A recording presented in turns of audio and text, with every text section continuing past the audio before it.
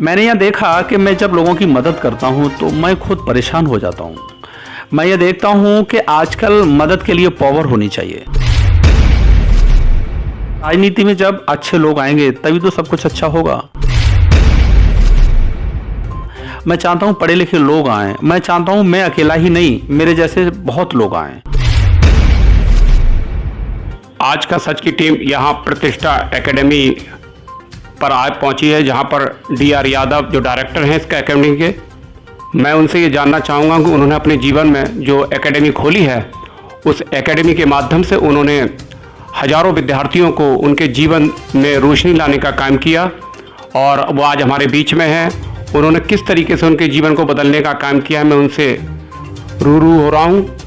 DR Yadav ji, आपने अपने जीवन में ये जो एकेडमी खोली है और इस एकेडमी के माध्यम से आपने हजारों बच्चों को उनके सेवा कार्यत में उन्हें नौकरी दिलाने का काम किया है। उसमें गरीब भी हैं, सभी तरीके के बच्चे आपके इस एकेडमी में रहे हैं और जिस तरीके से क्षेत्र में चर्चा चल रही है कि आप जो है सामाजिक आदमी भी हैं, सामाजिक व्यक्तित्व हैं आपका, और आपने अपने जीवन में इतने विद्यार्थियों को, और बताया गया है कि आपने अतरौली जैसे क्षेत्र में जो एक हॉट सीट है, जहां से राज्यपाल भी दिया है उस सीट ने, मुख्यमंत्री भी दिया है, मंत्री भी दिया है, उस सीट के गरीब 100 गाँव को जो गोद लिया है और उनके जीवन में किरण लाने का, रोशनी का किरण लाने का काम किया है आपने।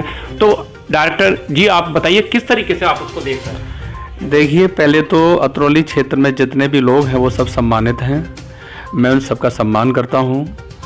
और बात है 100 गाँव लेने की, तो मेरे मन में ये शुरू से ही रहा कि समाज सेवा के माध्यम से यदि भगवान ने हमको ताकत दिया तो हम वो सब कुछ करने का काम करेंगे जिससे लोगों की आंखों में रोशनी आ सके। और उसी चीज़ को ध्यान में रखते हुए आज मैंने अतरौली को गोद लिया है।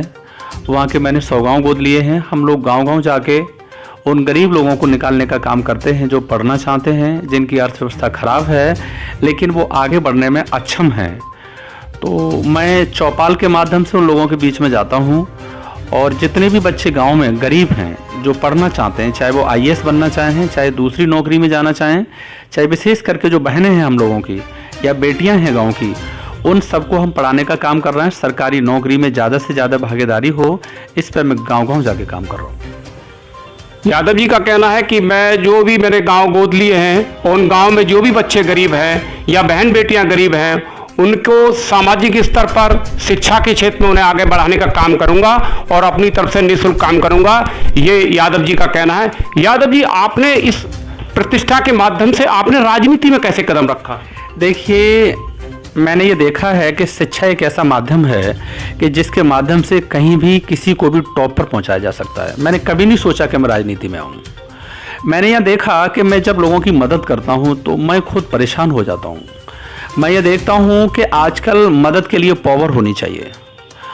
तो ये जो राजनीति की आप बात किए हैं, मेरा कभी मन नहीं था कि मैं राजनीति करूँ, लेकिन मैंने ये देखा राजनीति में जब अच्छे लोग आएंगे तभी तो सब कुछ अच्छा होगा।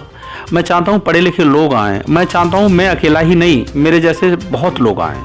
मैं चाहता हूँ प्रदेश में बड़ी संख्या में जो UPSC की तैयारी कर रहे हैं या जिन्होंने UPSC के इंटरव्यू दिए और वो किसी कारणवश सक्सेस नहीं हो पाए, तो उन सबको सेवा करनी चाहिए। और सेवा तो किसी भी मंच से की जा सकती है। ये जरूरी नहीं है कि विदाउट राजनीति हो, राजनीति के माध्यम से भी की जा सकती है, शिक्षा के माध्यम से की जा सकती है। तो सेवा करने के अवसर बहुत सारे हैं, तो मैंने मन बना लिया। DR यादव जी का कहना है कि मुझे सेवा करनी है, चाहे राजनीति में करूं, चाहे सामाजिक स्तर पर करूं, चाहे शिक्षा के माध्यम से करूं, मुझे सेवा करनी है तो करनी है, ये मेरा मन का भाव है। मैं ये पूछना चाहता हूं DR यादव जी, उत्तर प्रदेश में 2022 की सरगर्मियां तेज होती जा रही हैं और आप उस विधानसभा सीट से प्रबल दावेदार भी हैं, और जो सीट हॉट सीट है जहां पर पूरे उत्तर प्रदेश, पूरे भारत की निगाहें हैं, उस सीट पर आप प्रबल दावेदार हैं समाजवादी पार्टी से। तो किस तरीके से आप चुनाव लड़ेंगे उस क्षेत्र में? देखिए, अभी चुनाव की मैंने कुछ सोचा नहीं है। मैं आपको क्लियर बता दूं, यदि मुझे हाई कमान का आदेश होगा चुनाव लड़ने के लिए तो मैं चुनाव लड़ूंगा, और यदि आदेश नहीं होगा तो मैं कदापि नहीं लड़ूंगा। मैं तो सेवा कर रहा हूं आज भी, बस ये है उसके माध्यम से बड़ी सेवा हो सकती है। अतरौली का प्रत्येक व्यक्ति, चाहे वो नेता हो चाहे वो जनता हो, मेरे लिए सभी सम्मानित हैं।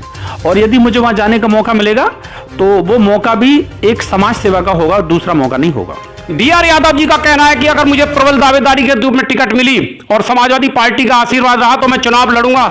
DR यादव जी, ये बताइए, उत्तर प्रदेश में समाजवादी पार्टी किसके साथ गठबंधन करने जा रही है?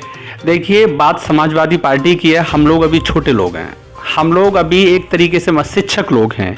क्या गठबंधन होगा ये मैं नहीं कह सकता। समाजवादी पार्टी के आदरणीय राष्ट्रीय अध्यक्ष श्री अखिलेश यादव जी सभी डिसीजन लेंगे, सभी निर्णय लेंगे। वो सक्षम है इस मामले में, उनकी सोच बहुत बड़ी है। वो प्रत्येक स्तर पर लोगों के हित की बात करते हैं, ये मैंने देखा है उनके अंदर।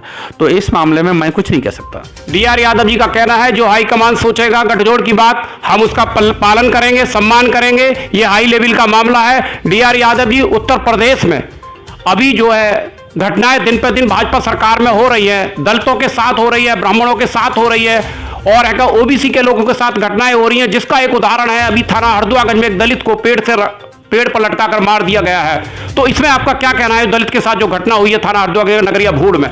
देखिए, मेरी ये राय है, वो किसी भी समाज का व्यक्ति हो, चाहे वो दलित हो, ओबीसी हो, जनरल हो, सब हमारे अपने लोग हैं। लॉ एंड ऑर्डर सही होना चाहिए और हमारे अधिकारी सभी इस ओर ध्यान देंगे तो लॉ एंड ऑर्डर अच्छा होगा और ये घटनाएं होने से रोकेंगी। तो ये हम सब की जिम्मेदारी है कि ऐसी घटनाएं ना हो। प्रशासन की भी जिम्मेदारी है, सरकार की भी जिम्मेदारी है और हम लोग यही निवेदन कर सकते हैं कि चाहे वो जिला हो, चाहे प्रदेश हो, लॉ एंड ऑर्डर बेहतर होना चाहिए। डीआर यादव जी का कहना है ये जो घटनाएं हो रही हैं उसमें प्रशासन को गंभीरता दिखानी चाहिए जिससे घटनाओं पर रोकथाम की जा सके। डीआर यादव जी उत्तर प्रदेश में अगर आप चुनाव लड़ने जा रहे हैं, किसी कारण वो सीट में आपका जो गठबंधन जोड़ है, गठबंधन जो कर रहे हैं समाजवादी पार्टी, अगर वो सीट किसी कारण किसी अन्य गठबंधन के साथ चलेगी तो क्या करेंगे आप? कोई फर्क नहीं पड़ता उससे। हम लोग पद के लालची नहीं हैं, हम लोगों को पद की कोई इच्छा नहीं है, क्योंकि हम लोग शुरू से आईएएस बनना चाहते थे। तो ये जरूरी नहीं है कि विधायक बन के ही सेवा हो, ये बिना विधायक के भी सेवा हो सकती है। ये तो हाईकमान का आदेश है, जिसको मिलेगा वो लड़ेगा और जीतेगा।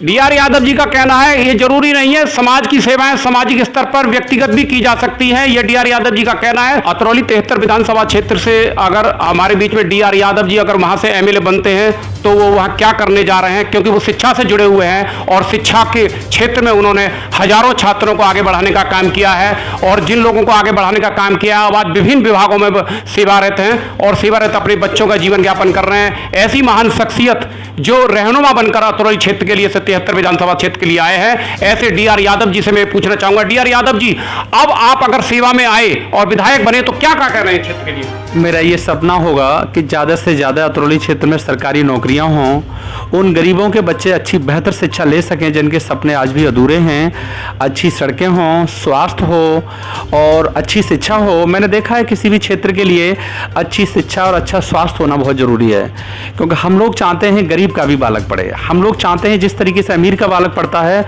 झोंपड़ी वाले का भी बच्चा पढ़े। वो सपने लेके आज मैं अतरौली जा रहा हूँ। डीआर यादव जी के सपने हैं कि हमारे क्षेत्र में जो भी है गरीब हैं, तबके के लोग हैं, गरीब हैं, उनके घरों में शिक्षा ग्रहण हो, स्वास्थ्य उनका अच्छा हो।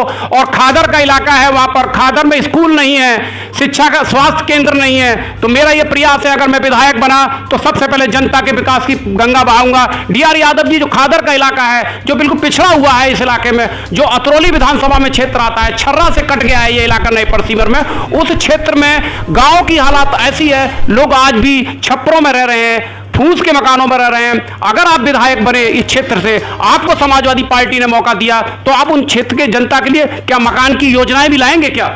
आगे वक्त की इतनी लंबी बात कहना बड़ा टफ है, लेकिन आज मैं ये सोच के आगे बढ़ रहा हूँ कि यदि गरीबों के बच्चे अच्छी शिक्षा के माध्यम से आगे बढ़ेंगे तो उनके पास घर भी हो सकता है, उनके पास अच्छी व्यवस्थाएं भी हो सकती हैं। एक किसी को घर दे देना और अच्छी शिक्षा ना हो तो सब बेकार है। मेरा जो मूल मंत्र है वो शिक्षा के माध्यम से ही स्टार्ट होगा और आगे भी उसी के माध्यम से बढ़ेंगे। डीआर यादव जी का कहना है कि सब मेरा जो मूल मंत्र है वो शिक्षा है। अगर उनको शिक्षा मिली, शिक्षा में वो कामयाब हुए तो सरकारी सेवाओं में भी कार्यरत होंगे और वो एक घर का सपना उनका पूरा हो जाएगा। डीआर यादव जी आप बने रहिए, आज का सच हर खबर सच के साथ देखते रहिए।